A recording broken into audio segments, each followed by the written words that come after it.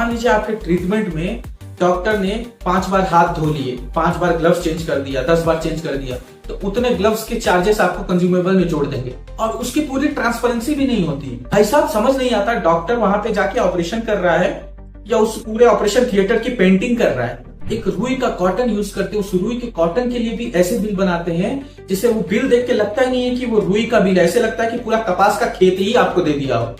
और अब सबसे खतरनाक और बहुत ही इमोशनल बात यह है कि इन कॉर्पोरेट हॉस्पिटल्स में आईसीयू का एक दिन का रेट 40 से 50 हजार रुपए तक होता है। मैंने ऐसे कई किस्से भी सुने हैं कि जहां पे मरीज की मौत हो चुकी होती, लेकिन ये हॉस्पिटल वाले उनके परिवार वाले को उम्मीद दिलाते रहते हैं कि हाँ अभी तो धड़कन चल रही है, जबकि उस मरीज का ब्रेन डेड हो चुका होता है।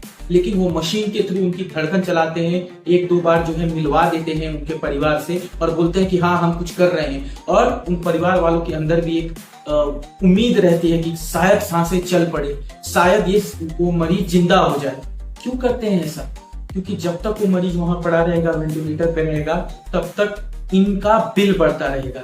मुंह से गाली निकलती है, बस दे नहीं रहा हूं क्योंकि वीडियो बना रहा हूं, फैमिली ऑडियंस भी देखती होगी। साला उस परिवार को अपना जमीन, अपना गहना सब बेच देना पड़ता है, तब जाके ये हॉस्पिटल वाले उस परिवार को उनके मरीज की बॉडी देते हैं।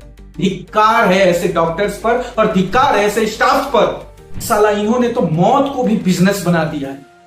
साला उस मरीज के परिवार वाले, मान लो कोई बाप है तो उसका बेटा, कोई पति है तो उसकी पत्नी बाहर बैठकर दुआ मांग रहे हैं कि भगवान उनको सही सलामत कर दे, ठीक कर दे। और उन्हें क्या पता कि वो ऑलरेडी मर चुका है और अंदर बैठ के अकाउंटेंट पैसे गिन रहा है और बिल देख रहा है कि और कितना बनाया जा सकता है। शर्म मर चुकी है इन लोगों की। दोस्तों अब इसमें हम क्या कर सकते हैं? देखिए, भारत में सैकड़ों हॉस्पिटल होंगे, मैं ये नहीं कह रहा कि हर एक हॉस्पिटल ऐसा होगा, लेकिन कम से कम 40% हॉस्पिटल ऐसे ही हैं और 29 से 40% हॉस्पिटल्स में कहीं ना कहीं लोग जाके फंसते ही हैं। और जिनके पास बहुत पैसा है, अथाह पैसा है, उनको फर्क नहीं पड़ता, लेकिन जो आम आदमी है इस देश का, जिनको टैक्स भरने के बाद भी सरकारी अस्पताल में उस तरह का इलाज की क्वालिटी नहीं मिलती, वो तो मजबूरी में ऐसे ही हॉस्पिटल में जाएगा ना, और फिर वो वहां जाके फंस जाता है। तो अब हमें क्या करना चाहिए?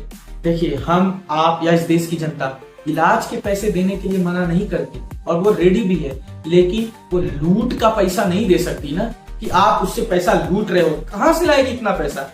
तो करे क्या? देखो दोस्तों, जब भी आप मेडिकल बिल लेते हो ना, उसमें लमसम अमाउंट्स नहीं, उनको बोलो मुझे आइटमाइज्ड लिस्ट चाहिए, मुझे सबका ब्रेकआउट चाहिए, ट्रांसपेरेंसी चाहिए कि इतना अगर बिल बना है तो इसमें क्या क्या चीजें ऐड है। क्योंकि